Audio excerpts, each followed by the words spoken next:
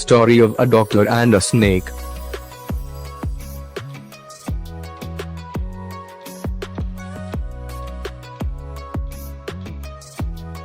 This is the story about a snake. It had entered into the narrator's room. The narrator is a doctor. He had just started his practice those days.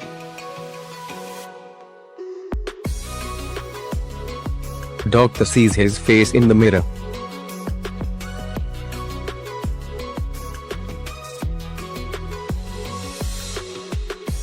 It was a hot summer night.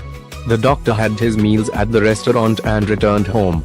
The rented house was not electrified, so he lighted the kerosene lamp. Then he took off his coat and shirt and opened the two windows. After some time, he settled on the chair and took out a book. There was a large mirror on the table. Those days the doctor bothered much about his looks. He, therefore, picked up the comb and parted his hair. He looked at his reflection in the mirror. Then he practiced an attractive smile. The room had many rats. They constantly made a noise. Fall of a snake on him. The doctor got up. He lit a bidi. He paced up and down the room. The thought of his marriage came to him. He thought of marrying a wealthy doctor. His wife had to be fat, so she won't catch him if he ran away. He came back and sat at the table. The sounds of rats had stopped. Suddenly, there was a dull thud. As he turned his head, a fat snake landed over his shoulder.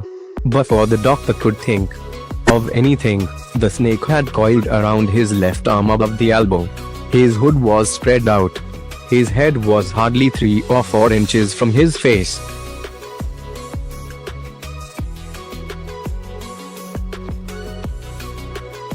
Doctor's thoughts and escape from the snake.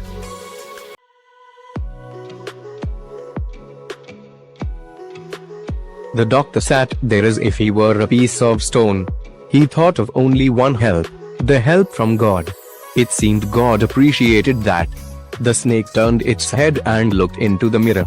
The snake then unwound itself from the doctor's arm. He fell into his lap. From there it crept on the table. Then it moved towards the mirror. Apparently, it wanted to see its reflection more closely. This was the doctor's opportunity. Very slowly, he got up from the chair. He ran out of the house in no moments.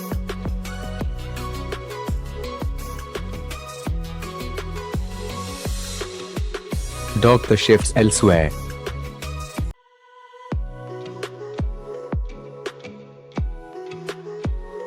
He reached a friend's house and spent his time there. He came back to his house only next morning. It was about 8:30. He had with him his friend and 1 or 2 others. They had to move his things from there. However, they had little to carry. Some thief had taken away most of his things. There was no sign of the snake also.